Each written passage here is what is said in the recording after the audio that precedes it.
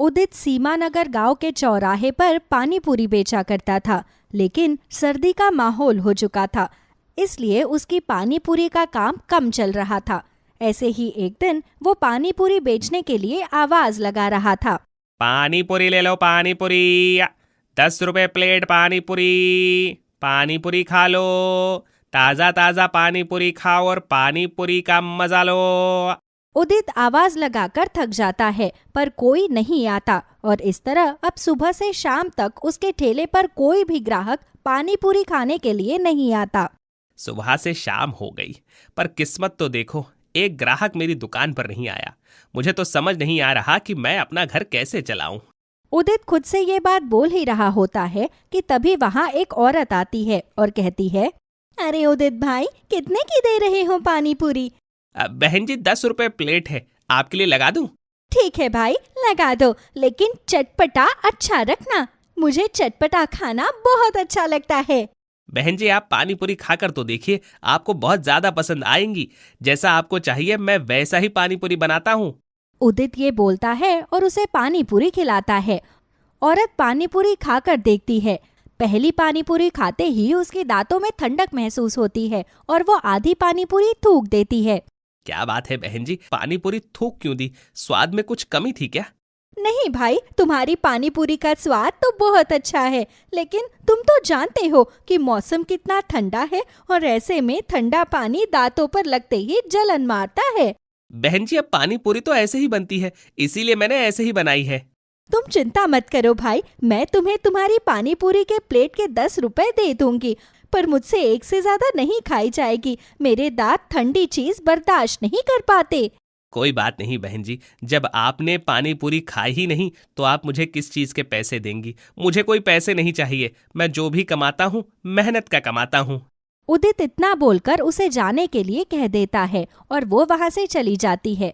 सुबह से शाम तक उदित की जैसे तैसे 3 से 4 प्लेट पानी पूरी ही बिकती है और वो पैसे लेकर घर आ जाता है और वो पैसे वो अपनी बीवी के हाथ में रखता है। अजी, इन पैसों से क्या होगा?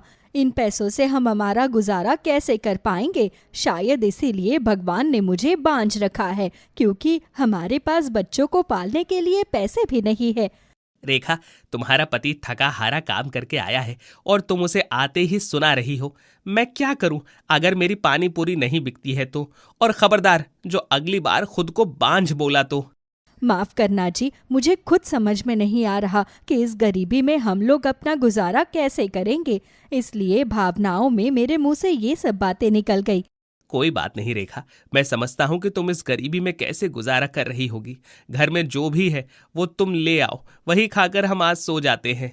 जिसके बाद अब रेखा खाना लगा देती है और उदित और रेखा प्याज रोटी खाकर सो जाते हैं। ऐसे ही गरीबी में उदित अपना गुजारा कर रहा था। समय गुजरता है और एक दिन उदित ने ठेला लगाते हुए अपनी पत्नी से कहा, रेखा, तुम तो जानती ही हो कि ठंड बहुत ज्यादा है। एक काम करो, मेरे लिए एक बोतल में पानी भर कर दो। पानी को गर्म कर देना और उसके आसपास कपड़ा लपेट देना ताकि वो ज्यादा देर तक गर्म रहे। रास्ते में प्यास लगती है तो ठंडा पानी पिया नहीं जाता।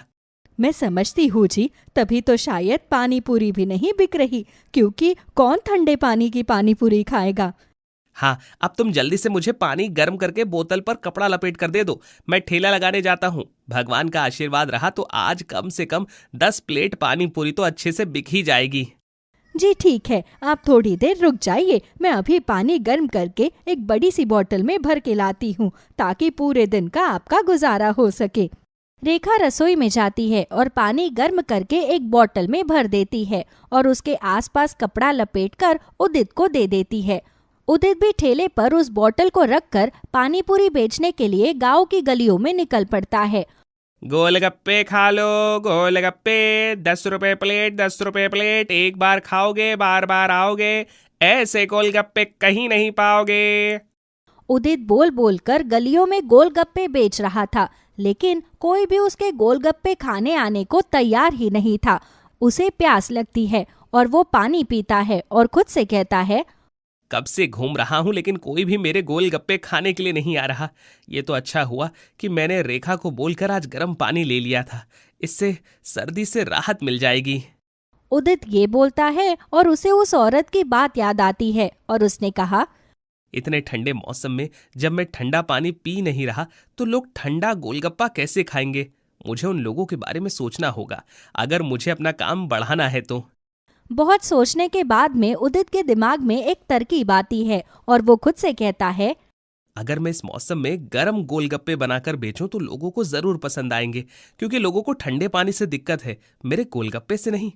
ये सोचकर अब उदित अपने गर्म पानी की बोतल का पानी गोलगप्पे के पानी में मिक्स कर देता है, जिससे गोलगप्पे का पानी गर्म हो जाता है और अब गलियों में घूमता है और जोर जोर से आवाज लगाता है, गोलगप्पे, गर्मा गर्म गोलगप्पे, एक बार खाओगे बार बार आओगे, ऐसे गोलगप्पे कहीं नहीं पाओगे, मात्र 15 रुपए में।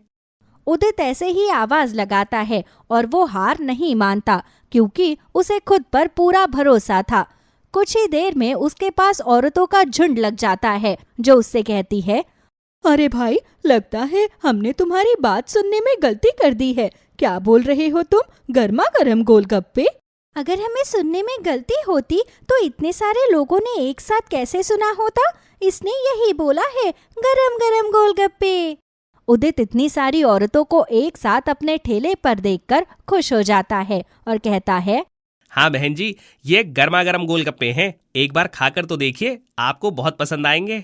तो फिर देर किस बात की? जल्दी से हम लोगों के लिए गरम गरम गोलगप्पे लगा दीजिए, हम भी तो जरा गरम गरम गोलगप्पे खाकर देखें।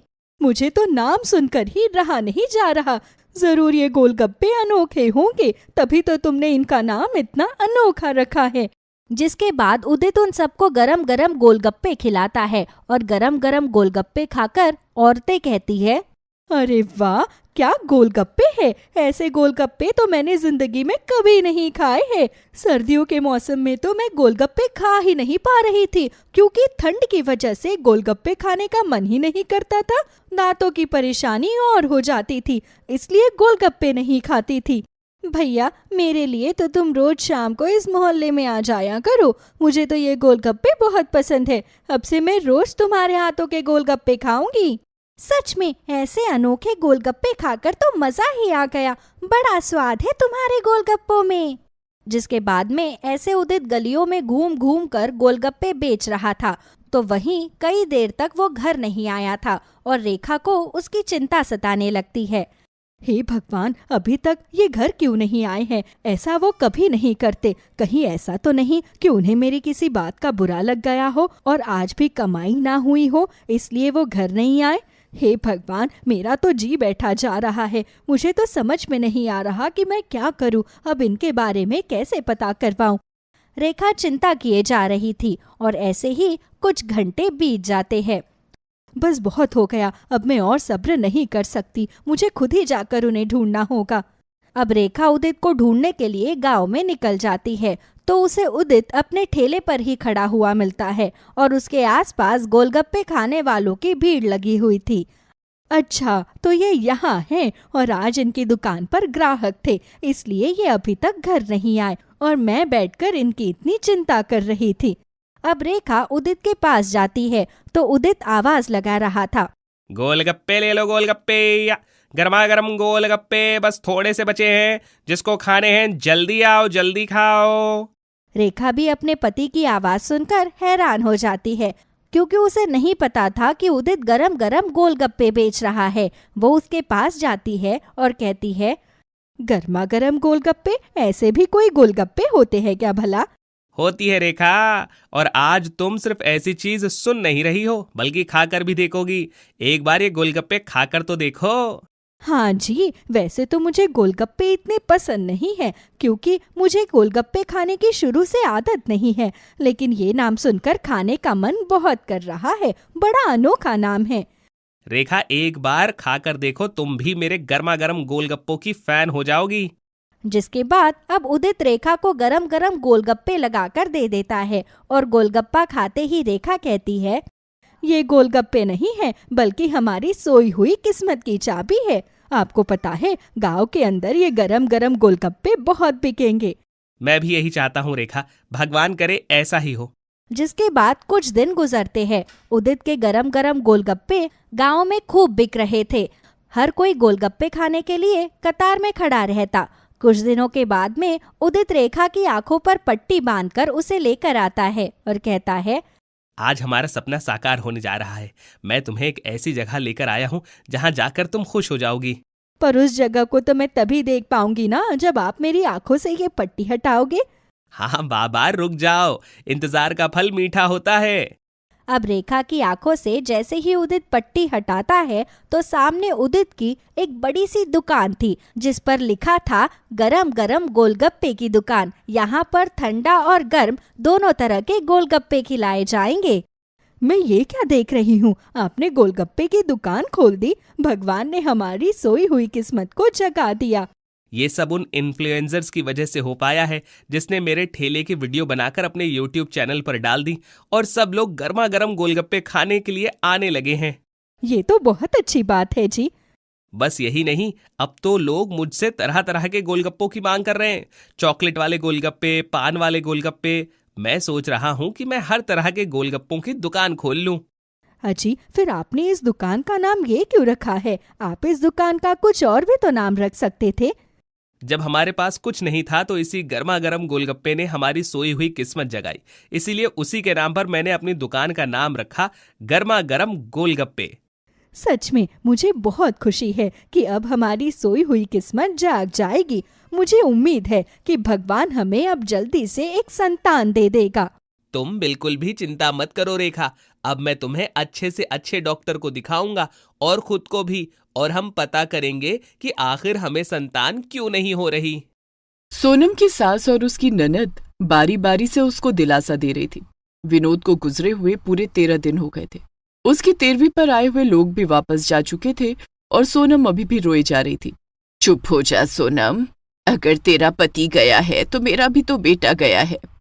हाँ भाभी, मेरा भी तो भाई गया है। उन दोनों की बात सुनकर सोनम ने अपने आंसू पोंछे और फिर चुपचाप अपने कमरे में अपने बच्चों के पास चली गई।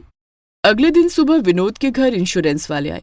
विनोद ने 2-3 पॉलिसी अपने इंश्योरेंस की ली हुई थी और उसके ऑफिस से भी कुछ लोग आते हैं जो विनोद के नाम के जितने पैसे ऑफिस में थे वो सब सोनम को सौंप देते हैं और 10 दिन के अंदर ही अंदर विनोद ने जितने भी सिक्योरिटी के लिए पॉलिसी ली हुई थी उन सब का पैसा सोनम को मिल जाता है। देखा सोनम बेटी, जिसको जाना था वो चला गया। आगे इन दोनों बच्चों की तरफ देखो। ये जितना भी तुम्हें पैसा मिला है, मेरी बात मानो, सारा कैश करा लो। ये घर तो मेरे नाम है, हम यहाँ से चले जाएंगे, इसको बेच देंगे। अब हमारे पास इन 2 बच्चों के सिवा और कौन है? इनके उज्जवल भविष्य को देखना होगा। हाँ मम्मी जी, आप बिल्कुल ठीक कह रही हैं। इस घर में अब मेरा भी मन नहीं लगेगा। भाभी, आप बिल्कुल भी चिंता मत करो। भैया की जगह अब मैं लूंगी। मैं नौकरी करूंगी, मैं सब कुछ देखूंगी। अपनी सास और ननद की बातें सुनकर सोनम को भी लगा कि वो लोग कितने अच्छे हैं और उसके भले के लिए सोच रहे हैं। फिर सोनम ने उन लोगों की बात मान ली और सारा पैसा कैश करा लिया। सोनम, कल हम लोग यहाँ से चले जाएंगे। बेटा, बच्चों का मन ऐसा ही होता है। ये सारा पैसा मेरे कमरे में रख दो। ठीक है मम्मी जी, आप ही सारे पैसे ले जाइए। सारा पैसा अपनी सास के हाथ में देने के बाद में सोनम अपने बच्चों के साथ सो गई और सुबह जब आंख खुली तो घर में अजीब अजीब आवाजें सुनाई दे रही थी। वो अपने कमरे का दरवाजा खोलकर बाहर आती है तो वहां अनजान लोगों को देखती है। अरे भाभी जी, आप अभी तक यहीं पर हैं? मेरा घर है तो मैं तो यहीं पर होंगी, लेकिन आप लोग यहाँ क्या कर रहे हैं? भाभी जी, ये वो लोग हैं जिन्होंने ये घर खरीदा है। मैं इनको यहाँ पर दिखाने के लिए आया हूँ। आपकी सास से मेरी बात हुई थी। और सोनम अपनी सास को आवाज लगाने लगती है, मम्मी जी, मम्मी जी। लेकिन वहां तो कोई भी नहीं था। सोनम फोन मिलाती है तो फोन भी स्विच ऑफ था। क्या हुआ भाभी जी, क्या आपको नहीं पता था इस डील के बारे में? अनजान लोगों को वहां पर खड़ा हुआ देखकर सोनम और भी ज्यादा घबरा रही थी। उसने जल्दी से अपने बच्चों को उठाया और अपनी अलमारी खोली तो वहां बस केवल बच्चों के और उसके कपड़े पड़े थे। सारे जेवर और पैसे सब गायब थे। उसने एक बैग में सारे कपड़े डाले और बच्चों को लेकर वहां से निकल गई। माँ, क्या हुआ? हम लोग घर से क्यों निकल आए? क्या हुआ माँ? तू रो क्यों रही है? बताओ ना, दादी और बुआ कहाँ गई? मैं तो पराए घर से आई थी, लेकिन ये दोनों तो उनका अपना खून थे। इनके साथ इतनी बड़ी गद्दारी, जरा तरस नहीं आया। उन्हें पता था मेरे तो माँ बाप भी नहीं है। क्या रिश्तों पर पैसा इतना भारी होता है? तभी रोते रोते सोनम का हाथ अपने गले में पड़ी हुई चेन पर जाता है। वो तुरंत ही अपनी चेन गले से निकालती है और एक सुनार की दुकान पर जाकर उसे बेच देती है। सुनो भैया, यहाँ कहीं किराए का मकान मिलेगा? किराए का मकान बहन जी? एक काम करो, यहाँ से 2 गली आगे मैंने कल आते समय देखा था, वहां पर शायद किराए के लिए जगह खाली है। सोनम अपने बच्चों के साथ वहां पर जाती है। बाहर लिखा था कमरा किराए के लिए खाली है। सोनम बात करके कुछ पैसे कम कराती है और वो कमरा ले लेती है। माँ, अब यहाँ रहेंगे? हाँ बेटा, अब हम लोग यहीं रहेंगे। तुम दोनों यहीं बैठो, मैं तुम लोगों के लिए खाने पीने के लिए कुछ लेकर आती हूँ। एक पल में ही सोनम को होश आ जाता है और वो समझ जाती है कि ये दुनिया बहुत बुरी है। यहाँ पर अपने ही अपनों को सबसे बड़ा धोखा देते हैं। वो एक दुकान पर जाकर बच्चों के लिए चाय ब्रेड ले लेती है और जब तक चाय वाला चाय बना रहा था, सोनम ने अपने आप को उसकी जगह खुद को देखा। विनोद जी कहते थे कि मैं चाय बहुत अच्छी बनाती हूँ। नौकरी का पता नहीं कब तक मिलेगी और यहाँ पर काफी भीड़ भाड़ भी है। मार्केट भी अच्छी खासी है। क्या मुझे चाय बेचने का काम शुरू करना चाहिए? हाँ, शायद यही ठीक रहेगा। अगर नौकरी नहीं मिली तो हाथ में ये थोड़ा सा पैसा भी खत्म हो जाएगा और अगर ये काम शुरू करूंगी तो रोज कुछ ना कुछ पैसे तो जरूर मिलेंगे। और घर तक आते आते सोनम मन बना लेती है कि वो अपनी चाय की दुकान खोलेगी। बच्चों को वो सब खिलाने के बाद सोनम फिर बाहर मार्केट में आती है और थोड़ा बहुत सामान रसोई के लिए ले लेती है। फिर वो एक चूल्हा खरीदती है, एक दुकान पर जाकर एक छोटे सिलेंडर का इंतजाम करती है और इन सब कामों में उसे शाम हो जाती है। दोनों बच्चे डरे सहमे उस कमरे में बैठे हुए थे। अपनी माँ को आया देख वो दोनों उसके गले लगकर रोने लगते हैं। माँ तू कहाँ चली गई थी? हमें बहुत डर लग रहा था। बेटा, मैं तो इंतजाम करने के लिए गई थी कि शाम को कुछ बनाकर तुम्हें खिला दूंगी। डर क्यों रहे हो? यहाँ किसी ने तुम्हें कुछ कहा तो नहीं है ना? नहीं माँ, किसी ने कुछ नहीं कहा, बस हमें भी लगा आप भी दादी और बुआ की तरह हमें छोड़कर चली गई हो। ये तुम कैसी बातें कर रहे हो बेटा? भला मैं तुम दोनों को कैसे छोड़ सकती हूँ? चलो डरो मत, थोड़ा थोड़ा पानी पियो, तब तक मैं तुम लोगों के लिए खाने के लिए कुछ बनाती हूँ। फिर सोनम बच्चों को खाना बना कर देती है। अगले दिन सुबह वो सारा सामान लेकर उस बाजार के कोने में चाय बनाने लगती है। वो अपने दोनों बच्चों को भी साथ लेकर आई थी। माँ, क्या तुम यहाँ पर अब चाय बनाया करोगी? हाँ बेटा, मैं यहाँ पर चाय बनाया करूंगी क्योंकि मुझे तुम लोगों को स्कूल भेजना है। बहुत दिन की छुट्टी हो चुकी है। तुम लोगों को पढ़ाना लिखाना भी तो है और कामयाब भी बनते हुए देखना है। माँ, हम तुम्हारे साथ हैं। तभी 2-4 मजदूर वहां पर आते हैं और सोनम से चाय बनाने के लिए कहते हैं। सोनम अच्छे से दूध डालकर उसमें चाय पत्ती, अदरक और इलायची डालकर चाय बनाती है। वो मजदूर जैसे ही पहला घूंट चाय का लेते हैं, उन्हें चाय बहुत ही अच्छी लगती है। चाय तो बहुत बढ़िया थी। सुबह सुबह ऐसी चाय मिल जाए तो पूरा दिन शरीर में फुर्ती रहती है। ये बात तो तुमने बिल्कुल सच कही है। वाकई में चाय तो बहुत ही अच्छी है। सोनम को अच्छा लगता है। वो उन लोगों से पैसे ले लेती है। उसके बाद सोनम बच्चों के स्कूल में फोन करती है और उनकी प्रिंसिपल को सारी बात बता देती है। ये तो बहुत बुरा हुआ, आप चिंता मत कीजिए। आप बच्चों को 4 दिन बाद आराम से स्कूल भेजिए। मैडम, मैं जानती हूँ कि मैं फीस देने में थोड़ी लेट हो जाऊंगी, लेकिन मैं वादा करती हूँ मैं अपने बच्चों की फीस दे दिया करूंगी। बस आप मेरे बच्चों को कभी इस बात की भनक मत लगने देना। ठीक है, आप चिंता मत कीजिए। सोनम फोन रखती है कि तभी वहां पर एक लड़का आता है और सोनम से कहता है, 10 चाय पैक कर दो। बेटा, मैं प्लास्टिक में चाय नहीं डालती हूँ, मैं केतली में चाय डालकर दे रही हूँ। मेरा बेटा तुम्हारे साथ जाएगा। चाय डालने के बाद केतली वापस कर देना। प्लास्टिक की चाय शरीर को नुकसान देती है। फिर वो लड़का चाय और सोनम के बेटे को लेकर वहां से चला जाता है। थोड़ी देर में सोनम का बेटा खाली केतली लेकर वापस आता है और शाम तक सोनम की काफी चाय बिक जाती है। शाम के समय जब वो सारा सामान समेट रही थी कि तभी वहां पर एक आदमी आता है। बहन जी, चाय बड़ी अच्छी थी। मैंने सुबह अपने बेटे को भेजा था यहाँ पर। आपने केतली दी थी? हाँ, याद आया मुझे। मैं एक प्रॉपर्टी डीलर हूँ और पूरा दिन मेरे पास लोग आते जाते रहते हैं। आज के बाद मेरे यहाँ पर चाय सिर्फ आपके यहाँ से आएगी। या तो आप पैसे दिन के हिसाब से ले लेना या हफ्ते में हिसाब कर लेना। ठीक है, मैं इस बारे में सोच कर बताऊंगी। फिर सोनम घर आती है और अपने बच्चों को खाना खिलाकर सुला देती है और पूरे दिन भर में जो भी पैसे उसने कमाए थे उनको गिनकर एक तरफ रख देती है। कल सुबह मैं बच्चों को स्कूल भेजने के लिए तैयारी करूंगी और उसके बाद ही काम पर जाऊंगी। उन दोनों ने क्या सोचा था कि वो हमें इस तरह हालात में छोड़कर चली जाएंगी और हम मर खप जाएंगे। अगले दिन सुबह सोनम अपने बच्चों को तैयार करती है और उन्हें स्कूल छोड़कर आती है। उसके बाद वो सारा सामान लेकर चाय बनाने वाली जगह पर जाती है और चाय बनाने लगती है। कल जो मजदूर आए थे आज उनके साथ और भी मजदूर थे। जैसे जैसे मार्केट शुरू हो रही थी वैसे वैसे सोनम के पास आज चाय के कई ऑर्डर थे। आज शाम को भी वो प्रॉपर्टी डीलर सोनम से पूछता है तो सोनम बच्चों की फीस का सोचकर उसे कहती है कि हफ्ते के हफ्ते पेमेंट कर देना। और फिर सोनम की चाय की दुकान बहुत अच्छी चल पड़ती है। वो हर चीज बड़े अच्छे से नाप तोल कर डालकर चाय बनाती थी। फिर साथ ही साथ उसने वहां पर नमकीन, बिस्किट और छोटा मोटा खाने पीने का सामान भी रखना शुरू कर दिया। समय इसी तरह बीतता जाता है। कई साल बाद माँ, ये देखो मुझे नौकरी मिल गई। और माँ, मेरी पढ़ाई खत्म हो गई है, अब मैं भी नौकरी करूंगी। माँ, बस अब मैंने सोच लिया है, अब तुम काम नहीं करोगी। नहीं नहीं बेटा, ऐसा कैसे हो सकता है? भला मैं काम क्यों नहीं करूंगी? माँ, तुम्हें याद है कि मैं एक गुल्लक में पैसे डालता था? कल मैंने वो गुल्लक फोड़ दी और उसमें से बहुत अच्छे खासे पैसे निकले और 1-2 महीने बाद मैं भी थोड़े पैसे जोड़ लूंगा। माँ, तुम ये काम करना, लेकिन अब मैं चाहता हूँ कि तुम्हारी एक छोटी सी सुंदर सी दुकान हो जाए। इतने सालों की मेहनत के बाद आपको भी तो थोड़ा प्रमोशन मिलना चाहिए ना। ये सुनकर सोनम खुश हो जाती है और अपने बेटे को गले लगा लेती है। फिर 1-2 महीने बाद सोनम एक अच्छी सी दुकान देख लेती है और वहां पर चाय का काम शुरू करती है। सब लोग भी बहुत खुश होते हैं कि सोनम ने आखिर इतने सालों बाद अपनी एक दुकान बना ही ली और अब सोनम अपने बच्चों के साथ खुशहाल जीवन बिताती है। रेखा एक अनाथ आश्रम में काम करती थी। कुछ समय पहले ही उसके पति की मृत्यु हो गई थी। वो 9 माह की गर्भवती थी।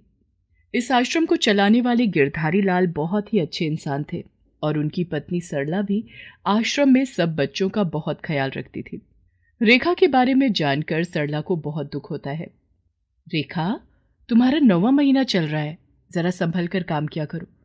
मैंने देखा आज सुबह से ही तुम सारी जगह पर झाड़ू पोछा किए जा रही हो। यहाँ पर और भी लोग हैं, ये काम वो भी कर सकते हैं, तुम कोई और काम कर लो। अब मैं क्या करूं मैम, मेरे पास कोई और काम है ही नहीं।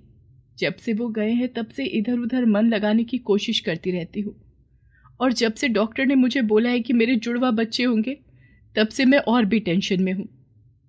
क्या क्या कहा तुमने? तुम जुड़वा बच्चों की माँ बनने वाली हो, तो इसमें दुखी होने की क्या बात है? अब मैं आपको क्या बताऊं, मैं अकेली जान कैसे 2 बच्चों को रख लूंगी। अगर बेटा बेटी हो गई तो भी ठीक है, अगर दोनों बेटे भी हुए तो भी ठीक है, अगर मेरी दोनों जुड़वा बेटियां हुई तो फिर मैं कैसे संभाल पाऊंगी? 2 लड़कियों के बारे में सोचकर ही मुझे होल आ रहे हैं। इसमें इतनी डरने की क्या बात है रेखा, सब पल जाएंगी। आप नहीं समझोगी मैम, अगर जुड़वा बेटियां हुई तो उनका विवाह भी करना पड़ेगा। तो ठीक है, अगर तुम्हारी जुड़वा बेटियां हुई तो एक बेटी को मैं गोद ले लूंगी। रेखा इस अनाथ आश्रम में 2 साल से काम कर रही थी और सब उसके स्वभाव को बहुत अच्छी तरह जानते थे। वो एक बहुत ही सभ्य महिला थी, ज्यादा पढ़ी लिखी नहीं थी। पति के मरने के बाद से थोड़ी सी परेशान रहने लगी थी। देखते ही देखते रेखा के प्रसव का दिन आ जाता है। जैसा कि रेखा को डर सताए जा रहा था, उसके यहाँ 2 जुड़वा बेटियां जन्म लेती हैं। आपको 2 जुड़वा बेटियां हुई हैं? क्या आपके साथ कोई आया है? तभी सरला अपने पति गिरधारी लाल के साथ वहां आती है। रेखा, मैंने तुमसे वादा किया था कि अगर तुम्हारे यहाँ जुड़वा बेटियां होंगी तो एक बेटी को मैं गोद ले लूंगी। क्या तुम इसके लिए तैयार हो? ये सुनकर रेखा थोड़ी परेशान हो जाती है, लेकिन फिर अपनी दोनों बेटियों के भविष्य को लेकर वो चिंतित हो जाती है और सरला को हाँ बोल देती है। तुम्हारा धन्यवाद रेखा, आज तुम्हारी वजह से मेरी भी झोली भर गई। मैं तुम्हारा जितना भी शुक्रिया अदा करूं वो कम है। आप मेरी एक बेटी ले लो, उसे अभी मैंने देखा तक नहीं है। अगर मैंने उसे देख लिया तो मैं उसे दे नहीं पाऊंगी, इसलिए आप अभी जाकर सारी कानूनी कार्रवाई करके उस बेटी को ले लो। सरला रेखा की बात को सही ठहराती है और जाकर कानूनी कार्रवाई करके उसकी एक बेटी को गोद ले लेती है और सरला रेखा की मदद करने के लिए उसे एक रकम भी देती है। पहले तो रेखा बहुत मना करती है, लेकिन बाद में उन पैसों को ले लेती है और अपनी बेटी को लेकर अपने गांव चली जाती है। वहीं गांव में उसके पास एक जमीन का छोटा सा टुकड़ा था और एक छोटा सा घर। जिस घर को बड़ा करने का सपना देखने के लिए वो दोनों पति पत्नी शहर आए थे और यहीं से रेखा की दोनों बेटियों की किस्मत एकदम से बदल जाती है। रेखा अपनी बेटी का नाम विभा रखती है और सरला अपनी बेटी का नाम आभा। सरला अपनी बेटी आभा के लिए सारी खुशियां खरीद कर ले आती है। क्या चीज नहीं थी जो आभा के कमरे में नहीं थी? सुंदर सा पालना, बहुत सारे खिलौने, सुंदर सुंदर कपड़े, मखमल का बिस्तर। वो किसी राजकुमारी की तरह लग रही थी। और उधर रेखा अपनी बेटी को लेकर गांव आ जाती है। तो गांव में वो उसके लिए एक चद्दर का पालना बनाती है। अपने ही हाथ से ही सिले हुए कुछ खिलौने बनाती है और रेखा काम करते वक्त उसे कभी अपनी पीठ पर बांध लेती तो कभी अपनी छाती पर। वो अपनी छोटी सी जमीन पर सब्जियां उगाती और उन्हें ही बेचकर अपना गुजारा करती। देखते ही देखते 6 साल भी हो जाते हैं और दोनों बच्चे स्कूल जाने के लिए तैयार हो जाती हैं। सुनो जी, आभा का कल पहला दिन है स्कूल जाने का। मैं तो ये सोच रही हूँ कि ये 4-5 घंटे मैं उसके बिना कैसे बिताऊंगी। इतने सालों में मैंने उसे एक बार भी अपने से दूर नहीं किया। तुम बहुत अच्छी माँ हो। किसी पराई लड़की को इतना प्यार दिया है कि सगी माँ भी न दे पाती। आज तो आपने ये बात कह दी, लेकिन आइंदा कभी भी ये बात कहकर मेरा दिल मत दुखाना। आभा मेरी ही बेटी है। तभी आभा भागते भागते वहां आती है और अपनी माँ के गले लग जाती है। मम्मी जी, आप कौन सी बोतल ले आई हो? मैंने कहा था ना मुझे पिंक कलर की बोतल चाहिए और आप मेरे लिए ब्लू ले आई हो। आई एम सॉरी बेटा, चलो तुम तैयार हो जाओ, मैं तुम्हें अभी पिंक कलर की बोतल दिलाकर लाती हूँ। सरला आभा को बोतल दिलाने के लिए जाती है और उधर गांव में, अरे वाह वाह, आपने तो कितना सुंदर रंग बिरंगा मेरा बस्ता तैयार कर दिया। स्कूल में तो सब बच्चे फिर मेरा ही बस्ता देखेंगे।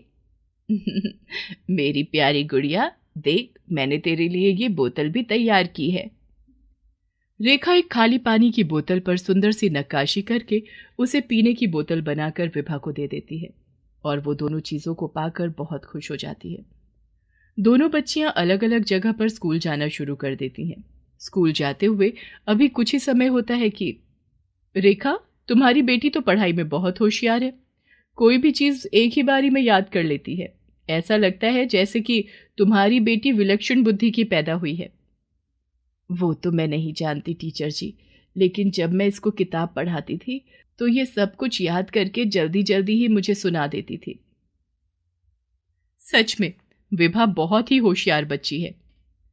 उधर आभा के लिए भी टीचर यही बोलती है, जिसे सुनकर सरला बहुत खुश हो जाती है और देखते ही देखते दोनों बच्चियां 12वीं की कक्षा पास कर लेती हैं। एक तरफ आभा बहुत अमीरी में जीवन गुजार रही थी, जहां उसे किसी भी चीज की कमी नहीं होती थी। वहीं विभा एक एक चीज के लिए तरसती रहती थी, लेकिन कभी भी रेखा से किसी भी चीज की फरमाइश नहीं करती थी। स्कूल की तरफ से विभा को स्कॉलरशिप मिलती है। रेखा, विभा ने तो हमारे स्कूल का ही नहीं पूरे जिले का नाम रोशन कर दिया। इस पर भगवान की असीम कृपा है। सरकार की तरफ से विभा को स्कॉलरशिप मिली है और जो एंट्रेंस टेस्ट इसने दिया था उसमें तो ये अव्वल रही है। इसलिए तुम इसका भविष्य खराब मत करो इस गांव में रहकर। इसको लेकर तुरंत शहर चले जाओ। वहां के एडमिशन की सारी प्रक्रिया पूरी हो जाएगी। इस काम में मैं तुम्हारी मदद करूंगी। और किस्मत वापस रेखा को शहर ले आती है। उसे अपनी दूसरी बेटी की बहुत याद आती है। एक बारी रेखा सोचती है कि अनाथ आश्रम जाकर देखूं, फिर मन कड़ा करके नहीं जाती। विभा का एडमिशन शहर के नामी कॉलेज में हो जाता है। देख विभा, नया शहर है, जरा संभल कर बेटा। यहाँ के तौर तरीके सब तेरे लिए नए हैं। माँ, मैं सब जानती हूँ, आपकी बेटी सब संभाल लेगी। पर माँ, हम यहाँ क्या करेंगे? हमारे पास तो काम भी नहीं है। तेरी प्रिंसिपल ने मुझे काम दिला दिया है एक स्कूल में आया का, वहीं रहने का भी हो जाएगा। तू अपने कॉलेज जा, मैं भी काम पे जाती हूँ। विभा कॉलेज जाती है। इतना बड़ा कॉलेज देखकर उसका मुंह खुला का खुला ही रह जाता है। उसे अंदर जाने में भी डर लग रहा था। तभी वहां एक लड़की आती है और विभा से, हे, ये तुम क्या पहन कर आई हो? ये बाल कैसे बना लिया आज? और ये सस्ता सा सूट, क्या ये ड्रीम्स है तुम्हारे? आप मुझे ऐसे क्यों बोल रही हो? और क्या बुराई है मेरे कपड़ों में? ऐसा बोलकर विभा वहां से चली जाती है और वो लड़की उसे ही देखे जा रही थी। तभी पीछे से आभा आकर उसके सिर पर मारती है। तू यहां है और मैं तुझे गेट के पास देख रही थी। ओए सुन, तू इतनी जल्दी कपड़े बदल कर कैसे आ गई? भांग खा ली है क्या? मैं यही पहन कर आई हूं। तुझे यकीन नहीं होगा, अभी बिल्कुल तेरे जैसी लड़की देखी मैंने। चल पागल हो गई है तू, मैं अकेली ही खुद जैसी हूं। पता किया कहाँ है हमारी क्लास? फिर वो दोनों अपनी क्लास में जाते हैं। वहां विभा पहले से ही क्लास में होती है। जब दोनों एक दूसरे को देखती हैं तो देखती ही रह जाती हैं। देखा, मैं इसी की बातें कर रही थी। ऐसा कैसे हो सकता है? ये तो दिखने में ही इतनी गरीब लग रही है। नहीं नहीं, ऐसा नहीं हो सकता। अरे, ये तो बिल्कुल मेरे जैसी है। तभी टीचर आ जाती है। तुम दोनों बहनें हो? दोनों एक साथ बोलती हैं। नहीं, पर दोनों को देखकर सब यही कह रहे थे कि ये सगी बहनें लग रही हैं। कॉलेज के बाद दोनों घर जाती हैं। मम्मी, मेरी क्लास में एक लड़की आई है, बिल्कुल मेरे जैसी। हम दोनों जुड़वा लग रही थी। बस वो किसी आया की बेटी है। ये सुनकर सरला थोड़ी हैरान होती है और सोचती है कि रेखा तो गांव में रहती है, फिर वो लड़की कौन होगी? और वहां विभा। माँ, आज हूबहू मेरे जैसी लड़की मेरी क्लास में मैंने देखी। हे भगवान, कहीं वो मेरी ही बेटी तो नहीं है? अच्छा, क्या नाम है उसका? आभा नाम है। बहुत अमीर है। इतने सुंदर कपड़े पहनकर आई थी। उसके पास खुद की बड़ी सी कार भी थी। उधर सरला। अच्छा, उसकी माँ ही है, बाप नहीं है क्या? हाँ, मैम ने जब सबसे पूछा था तब उसने कहा था कि वो गांव से आई है अपनी माँ के साथ और उसे स्कॉलरशिप मिली है, तभी इतने बड़े कॉलेज में आई है। इसे कहते हैं किस्मत। हाँ, यही किस्मत है, तभी तो इतने सालों बाद तुम दोनों मिल गई। सरला सारी बात गिरधारी लाल को बता देती है। मन छोटा मत करो। रेखा तुमसे आभा को नहीं लेगी। अगर लेना होता तो वो बहुत पहले ही ले लेती। तुम्हें उससे मिलना चाहिए। नहीं नहीं, मैं आभा को नहीं खोना चाहती। संभालो खुद को।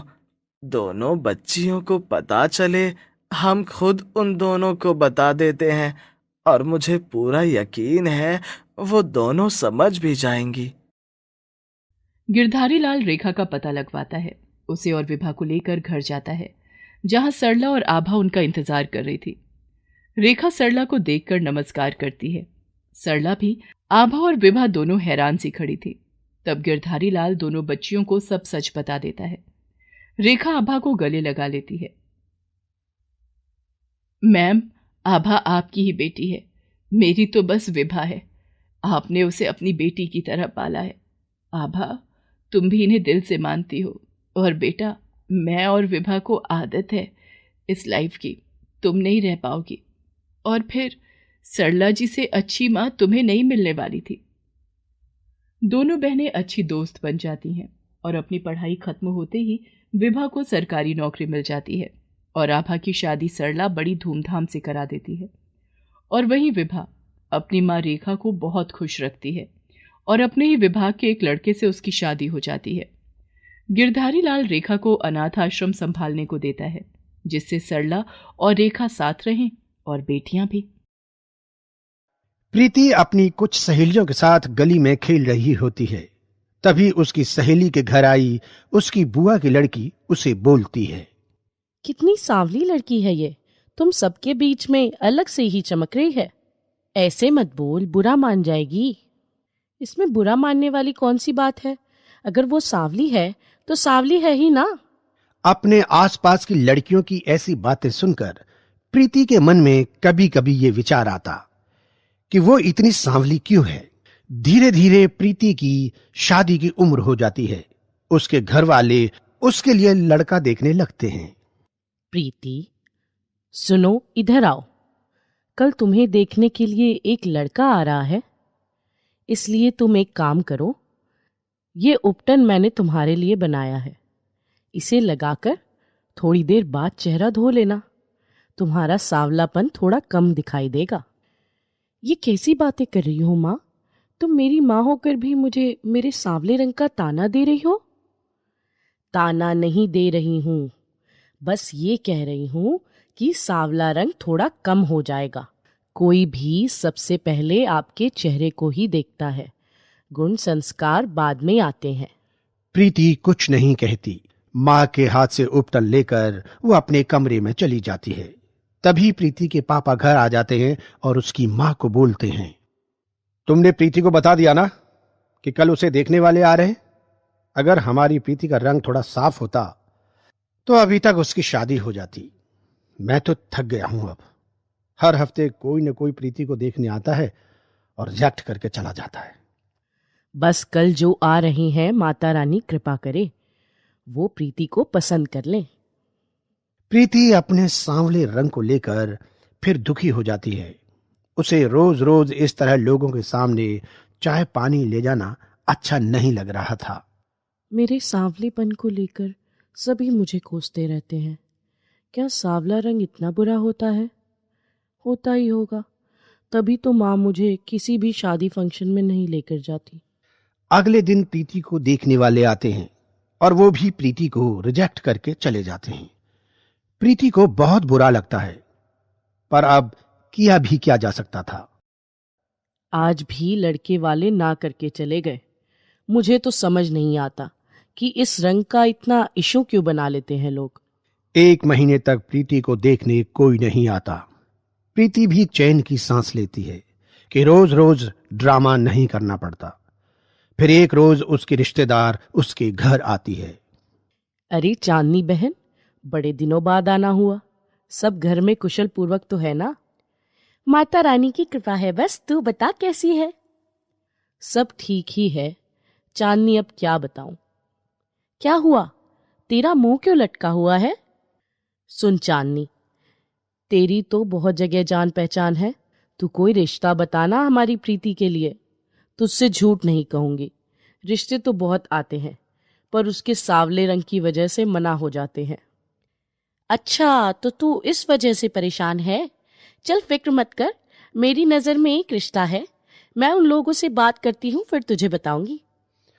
चांदनी नाश्ता पानी करके चली जाती है। दूसरे दिन वो फोन करके प्रीति की माँ को बोलती है। हेलो बहन, कैसी हो? हेलो, हाँ मैं ठीक हूँ चांदनी। तूने बात करी उन लोगों से? बात की है, तभी तो तुझे फोन लगाया है। सुन, वो कल प्रीति को देखने आएंगे। कल ही? इतनी जल्दी? भाई मैंने बात करी, उन्होंने मुझे टाइम दिया, मैंने तुझे बता दिया। अब तुझे जल्दी लग रही है तो मैं क्या कर सकती हूँ? कहे तो मना कर दूं?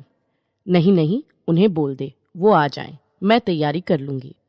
और वो प्रीति के पापा को फोन करके बताती है। सुनो जी, कल प्रीति को देखने वाले आ रहे हैं। आप कुछ मिठाइयाँ और नमकीन लेते आना। कौन है, कुछ पता किया तूने? चांदनी ने रिश्ता बताया है, जो तुमसे सामान मंगवाया है, बस वो लेकर घर आ जाना। अगले दिन प्रीति को देखने वाले घर आते हैं। लड़के का नाम समीर होता है और उसके साथ में उसकी माँ और पापा आए होते हैं। प्रीति सबके लिए चाय लेकर आती है। जैसे वो चाय कप में डालती है, समीर को प्रीति एक नजर में ही बहुत अच्छी लगती है। पर समीर की माँ, देखो बहन जी, बुरा नहीं मानना, पर आपकी लड़की कुछ ज्यादा सांवली नहीं है। बहन जी, ये तो भगवान की लीला होती है, वरना हमारी प्रीति में किसी चीज की कोई कमी नहीं है। बहुत ही समझदार और सुगढ़ है, और पढ़ाई में तो हमेशा से ही अव्वल रही है। तभी समीर अपनी माँ के कान में कुछ कहता है। ठीक है बहन जी, हम आपको घर जाकर बताते हैं। और वो सब लोग वहां से चले जाते हैं। माँ, माना कि प्रीति सांवली है, लेकिन मुझे वो लड़की अच्छी लगी। उसके चेहरे पर एक सच्चाई थी, वो देखकर मुझे बहुत अच्छा लगा माँ, और मैं इसी लड़की से शादी करना चाहता हूँ बस। समीर सही कह रहा है, मुझे भी लड़की बहुत अच्छी लगी वैसे। पर सब रिश्तेदार क्या कहेंगे? एक लौता लड़का है और उसके लिए भी इतनी सांवली लड़की ढूंढी। माँ, उसको मेरे साथ सारी जिंदगी रहना है और मुझे उसके साथ। रिश्तेदार कहां से आ गए बीच में? आप बस उन लोगों को हाँ कह दो, मैं शादी करूंगा तो प्रीति से ही करूंगा बस। बेटे की बात सुनकर उसकी माँ क्या कर सकती थी। वो शाम को फोन करके प्रीति की माँ को बोलती है। हेलो बहन जी, मिठाई बंटवाओ, मेरे बेटे को आपकी बेटी बहुत अच्छी लगी। जल्दी ही शादी की तारीख निकालकर आपसे बात करूंगी। फिर जल्दी ही शहनाई बजती है और प्रीति और समीर की शादी हो जाती है। प्रीति, तुम बहुत सुंदर लग रही हो। समीर, एक बात पूछूं, आप बताएंगे? हाँ प्रीति, देखो तुम्हें पूछने की जरूरत नहीं, मैं जानता हूं कि तुम क्या पूछने वाली हो। कहो तो मैं बता दूं कि मैंने तुम्हें इसलिए पसंद किया क्योंकि तुम बहुत ही सादा हो और मुझे तुम्हारी सादगी पसंद आई। ये सुनकर प्रीति बहुत खुश होती है और अगले दिन अब पड़ोसन आकर मुंह दिखाई की रस्म करेगी। मेरे को तो बड़ी शर्म आ रही है। कितनी सांवली बहू पसंद करी है, सभी ताने मारेंगी। कैसी बात कर रही हो? तुम रस्म की तैयारी करो, जो जो बोलता है उसे बोलने दो। पड़ोसन आकर प्रीति को देखती है और दबे दबे शब्दों में समीर की पसंद पर हंसती है और बातें करती है। एक दो तो प्रीति के मुंह पर ही बोल देती हैं। क्या हुआ समीर की माँ, तू क्या बहू अंधेरे में देखने गई थी? अरे बहू पसंद करते समय ये भी देखते हैं कि आगे आने वाले बच्चे किस रंग के पैदा होंगे। अब मैं क्या करूं बहन, आजकल के बच्चे अपने माँ बाप की सुनते ही कहाँ हैं। ये तो समीर की पसंद है। मुंह दिखाई की रस्म के बाद सब चले जाते हैं। तब प्रीति के सामने ही उफ, कितनी बेइज्जती महसूस हो रही है मुझे। और प्रीति, जरा सा क्रीम पाउडर ज्यादा नहीं लगा सकती थी? चल जा, हो गई रस्म, अब जाकर बैठ अपने कमरे में। नई नवेली प्रीति अपने रंग की वजह से फिर शर्मिंदा होती है और रोने लगती है। तभी समीर आता है। ओहो, तो मोहतरमा जी यहाँ बैठकर रो रही हैं। आपको भी शर्म आएगी ना अपने दोस्तों से मिलवाते हुए मुझे। देखो, तुम्हें मैंने पसंद किया है तो तुम्हें किसी की भी सवाल का जवाब देने की कोई जरूरत नहीं है। तुम मेरे दिल को बहुत सुंदर लगती हो, समझी तुम? अब जल्दी से ही आंसू पोंछो, क्योंकि मैं कभी भी तुम्हारी आंखों में आंसू नहीं देखना चाहता। और इसी तरह दिन बीतने लगते हैं। प्रीति की सास सांवलेपन के ताने देती रहती है। ये कैसी चाय बनाई है तुमने, बिल्कुल अपने रंग जैसी। कभी कभी कहती थी, इधर उधर मेरे सामने इस तरह मत घूमा कर, तुझे देखकर ही मेरे दिल में खौफ हो जाता है। और कई बार ये बातें समीर भी सुन लेता है, पर वो अपनी माँ का स्वभाव जानता था, इसलिए वो उनसे बहस नहीं करना चाहता था। एक रात अचानक बारिश आती है और सुबह के टाइम समीर की माँ बाहर गार्डन में सफाई करने जाती है और तभी बहुत तेज फिसल जाती है। हाय रे मैया, मेरी तो कमर टूट गई। समीर भाग के जाता है और अपनी माँ को उठाता है और फिर गाड़ी में बिठाकर हॉस्पिटल लेकर जाता है। प्रीति और उसका पापा भी साथ में होता है। डॉक्टर देखने के बाद बोलते हैं कि इनके पैर में फ्रैक्चर आया है, तो अभी 2-3 दिन हॉस्पिटल में ही रुकेंगी। पापा जी, आप और समीर घर चले जाओ, मम्मी की देखभाल मैं कर लूंगी। नहीं नहीं बहू, तुम घर जाओ, मैं यहां रुक सकता हूं। नहीं पापा, प्रीति सही कह रही है, ये केबिन लेडीज का है, उसी का रुकना ठीक रहेगा। मिलने वाले टाइम पर हम आ जाएंगे और प्रीति, किसी भी चीज की जरूरत हो मुझे फोन कर देना, मैं तुरंत आ जाऊंगा। ठीक है, मैं मम्मी जी को देख लेती हूँ। प्रीति 2 दिन हॉस्पिटल में रहकर अपनी सास की बहुत सेवा करती है। ये देख के उसकी सास भी शर्मिंदा होती है। अगले दिन समीर अपनी माँ को लेकर घर आ जाता है। घर आकर भी प्रीति अपने सास की बहुत सेवा करती है और एक ही हफ्ते में वो धीरे धीरे चलने लगती है। और उसी दिन शाम को, प्रीति बेटा इधर आ, मैं अपने व्यवहार के लिए बहुत शर्मिंदा हूँ तुझसे। मैंने हमेशा तेरे रंग को बहुत ताने दिए, पर तूने जिस तरह से मेरी सेवा की है, मैं जान गई हूँ कि गोरा काला कुछ नहीं होता। सबसे अच्छा होता है अच्छे दिल का होना, जो कि तुम्हारे अंदर है। समीर ये बातें सुन लेता है और अपनी माँ के पास जाकर बैठ जाता है।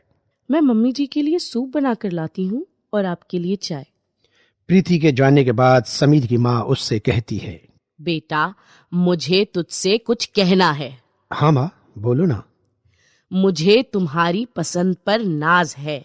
मैंने प्रीति को बहुत भला बुरा कहा, लेकिन उस लड़की ने आज तक कभी मुझे पलटकर जवाब नहीं दिया। मैं सब जानता हूँ माँ, मैंने भी कई बार आपको उसको ताने देते हुए सुना है, पर तुम यकीन नहीं करोगी कि प्रीति ने आज तक मुझे कभी भी आपके बारे में कुछ नहीं कहा। प्रीति, मुझे माफ कर दो।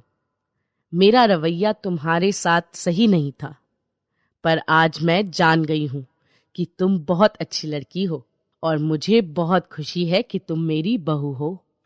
और उसके बाद सब लोग खुशी खुशी रहने लगते हैं।